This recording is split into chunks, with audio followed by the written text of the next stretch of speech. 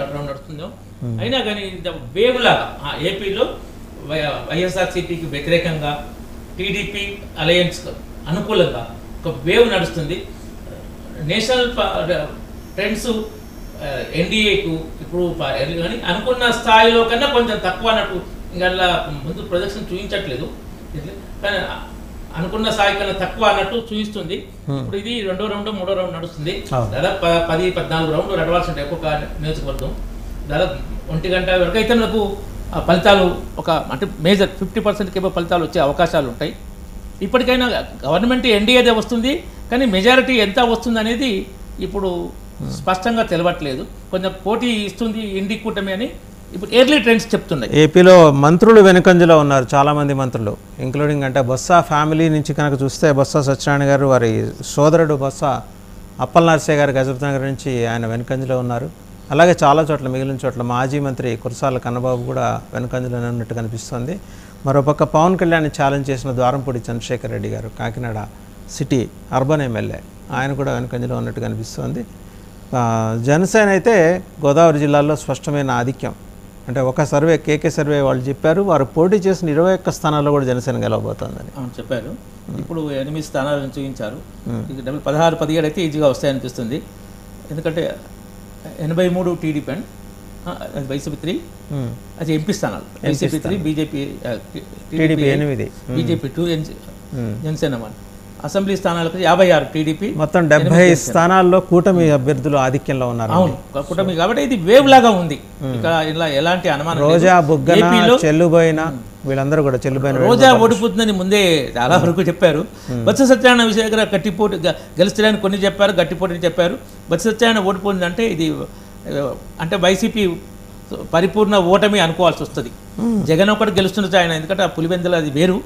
కానీ వైసీపీకి మాత్రం ఇప్పుడు గతంలో 2014 వచ్చిన స్థానాలు కూడా రావు అనేది ఇప్పుడు ఎర్లీ ట్రెండ్స్ అయితే క్లియర్గా చెప్తున్నాయి. 40-50 స్థానాలు వస్తాయా, అంతకు మించి రావు, అంతకు లోపలేమో కానీ 40-50 మధ్యన వస్తాయా అన్న అనుమానం అయితే ఇప్పుడు తెలుస్తుంది.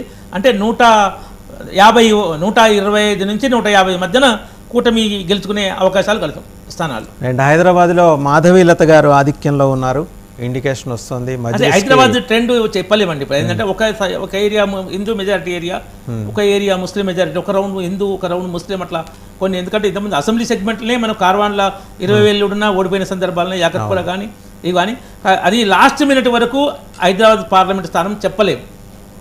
అది మరి 1,00,000 లీడ్ ఉంటే అలాంటివి తప్ప 50,000 లీడ్ ఉన్నా చెప్పలేము ఓసారి. అది హైదరాబాద్ పార్లమెంట్ స్థానం ఇప్పుడైతే బీజేపీ లీడ్ ఉంది, గెలవాలనే మేము కోరుకుంటున్నాం. ఎందుకంటే మాధవీలత గారు చాలా కష్టపడ్డారు. ముస్లిం మహిళలు కనుక కొంత కన్సిడరబుల్ నెంబర్లో వేస్తే మాధవీలత గారికి డెఫినెట్గా ఓవైసీ ఓటమి ఖాయం, మాధవీలత గారి గెలుపు ఖాయం. ఇప్పుడు మిగతా దాంట్లో 8 అని చూపిస్తున్నారు. థర్డ్ బీజేపీకి కాంగ్రెస్కు 7 అని చూపిస్తున్నారు. పోటాపోటీ నడుస్తుంది. బీజేపీకి డబుల్ డిజిట్ వస్తుందని మేము విశ్వసిస్తున్నాం. సో మాచర్లలో అల్లర్లు అయినాయి, అక్కడ పిన్నెల్లి రామకృష్ణారెడ్డి గారు కంజిలో ఉన్నారు. ఆయన డెఫినెట్గా ఓడిపోతారండి. పిన్నెల్లి ఎట్లా, ఎందుకంటే అంత దౌర్జన్యం చేసిన వ్యక్తి, ఆయన పరిస్థితి ఓటమి పరిస్థితినే ఈవీఎం పలగొట్టడం అది డైరెక్ట్గా చూసారు కాబట్టి డెఫినెట్గా మాచర్లలో ఓడిపోతారు. ఆ దౌర్జన్యానికి ఆ ఫలితాలు రావాల్సిందే. ఎవరైతే దౌర్జన్యం చేస్తారో ఈ పల్నాడు సీమ కొంత, రాయలసీమలో కొన్ని ప్రాంతాల్లో ఆ ఫ్యాక్షనిజం, ఆ రౌడీయిజం, ఆ దౌర్జన్యం, ఆ ప్రజాస్వామ్య వ్యతిరేక హింసాకాండ పోవాలండి. బెంగాల్లో కూడా 7 దశల్లో కూడా హింస జరిగింది. అలాంటి వాతావరణం పోవాలి. బెంగాల్ తర్వాత యూపీ బీహార్లో ఇప్పుడు కొంచెం నయమైంది బాగానే, కానీ ఏపీలో మాత్రం యూపీ బీహార్లాగా కొన్ని ప్రాంతాలు, పల్నాడు కానీ రాయలసీమలో కొంత కానీ అలా ఉంది. అది పోవాలి. ఇప్పుడు ఈ వైసీపీ ఓటమితో ఆ దిశగా, ఎందుకంటే చంద్రబాబు నాయుడు గారి మీద ఎక్కడ ఫ్యాక్షన్ దాన్ని ఎంకరేజ్ చేసినట్టయితే లేదు, మొదలలేదు. కాబట్టి అందులో ఒకప్పుడు అయితే మంచి అడ్మినిస్ట్రేటర్గా పేరున్న వ్యక్తి చంద్రబాబు నాయుడు. సో ఆ విధంగా అడ్మినిస్ట్రేషన్ చేస్తే రాయలసీమలో ఫ్యాక్షనిజం కూడా పోతుందని ఆశిస్తున్నాను. రైట్, మన రీజనల్ కోఆర్డినేటర్ రాజ్ కుమార్ లైవ్లో ఉన్నారండి. రాజ్ కుమార్ వినిపిస్తుందా?